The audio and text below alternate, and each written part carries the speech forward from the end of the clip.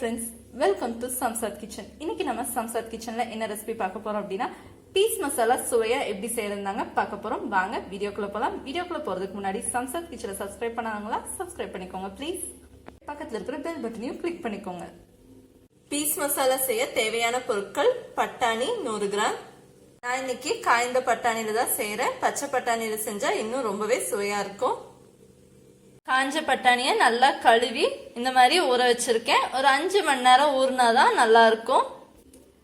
பெரிய வெங்காயம் 3 நறுக்கியது, தக்காளி 3 நறுக்கியது, மல்லி இலைகள் சிறிதளவு, கருவேப்பிலை சிறிதளவு, இஞ்சி பூண்டு அரைத்த விழுது 1 டீஸ்பூன், மல்லித்தூள் 2 டீஸ்பூன், காய்ந்த வெந்தய இலைகள் சிறிதளவு,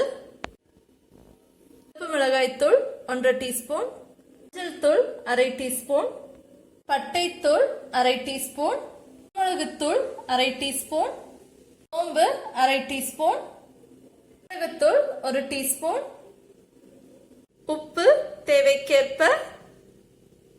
மசாலா எப்படி செய்யறதுன்னு பார்க்கலாம் வாங்க. ஸ்டவ் ஆன் பண்ணி இந்த மாதிரி ஒரு குக்கரை அடுப்புல வச்சுக்கோங்க. சூடாயிருச்சு. இப்ப நம்ம இதுல 4 குழிக்கரண்டி எண்ணெய் ஊத்திக்கலாம்.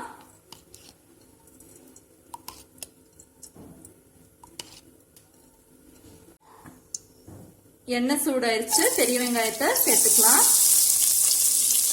வெங்காயம் வணங்கட்டும்.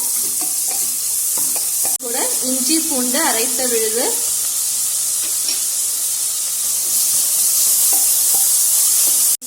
வெங்காயம் இஞ்சி பூண்டு அரைத்த விழுது வணங்கினதுக்கு அப்புறம் தக்காளி இதோட சேர்த்துக்கலாம். இதோட மசாலா பொருட்கள் சேர்த்துக்கலாம். சிவப்பு மிளகாய் தூள், தூள், பட்டைத்தூள், குருமிளகுத்தூள், சோம்பு, சீரகத்தூள், தேவைக்கேற்ப உப்பு சேர்த்ததுக்கு அப்புறம் நல்லா கிளறி விட்டுக்கோங்க. கூட மல்லித்தூளும் சேர்த்துக்கலாம். பச்சை வாசனை போகிற அளவுக்கு எல்லாம் நல்லா வணங்கணுங்க. இதோட ஊற வச்ச பட்டாணி நம்ம சேர்த்துக்கலாம். மசாலாவோட நல்லா மிக்ஸ் ஆகணும்.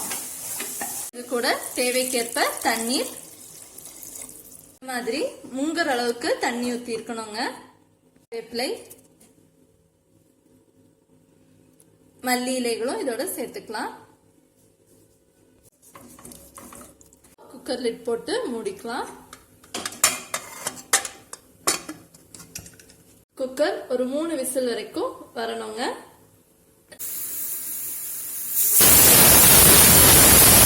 இந்த மாதிரி 3 விசில் வந்ததும் ஸ்டவ் ஆஃப் பண்ணிக்கலாம். விசில் வந்துருச்சு. இப்ப நம்ம திறந்துக்கலாம். சுவையான பீஸ் மசாலா ரெடி. இத காய்ந்த வெந்தய இலைகள், மல்லி இலைகள் போட்டு டெக்கரேட் பண்ணிக்கலாம். பீஸ் மசாலா சப்பாத்தி, நான், இடியாப்பம் இது கூட எல்லாம் சாப்பிடும்போது ரொம்பவே சுவையா இருக்குங்க. குழந்தைகள்ல இருந்து பெரியவங்க வரைக்கும் விரும்பி சாப்பிடுற ரெசிபி. நீங்களும் உங்க வீட்டுல இந்த பீஸ் மசாலாவை ட்ரை பண்ணி பாருங்க. ட்ரை பண்ணிட்டு எப்படி இருந்ததுன்னு எனக்கு கமெண்ட் செக்ஷன்ல போஸ்ட் பண்ணுங்க. கிச்சன்ல நான் செய்யற ரெசிபிஸ் எல்லாம் உங்களுக்கு பிடிச்சிருந்தா மறக்காம சம்சாத் கிச்சனை லைக் பண்ணுங்க, ஷேர் பண்ணுங்க, சப்ஸ்கிரைப் பண்ணுங்க. கூடவே பக்கத்துல இருக்கிற பெல் பட்டனையும் கிளிக் பண்ணுங்க. அப்பதான் நான் செய்யற ஒவ்வொரு குக்கிங் ரெசிபிஸோட வீடியோ உங்களுக்கு நோட்டிபிகேஷன்ல உடனே வரும். வித்தியாசமான ரெசிபியோட உங்களை நான் சந்திக்கிறேன். அது வரைக்கும் stay tune with Samshad kitchen. Bye friends.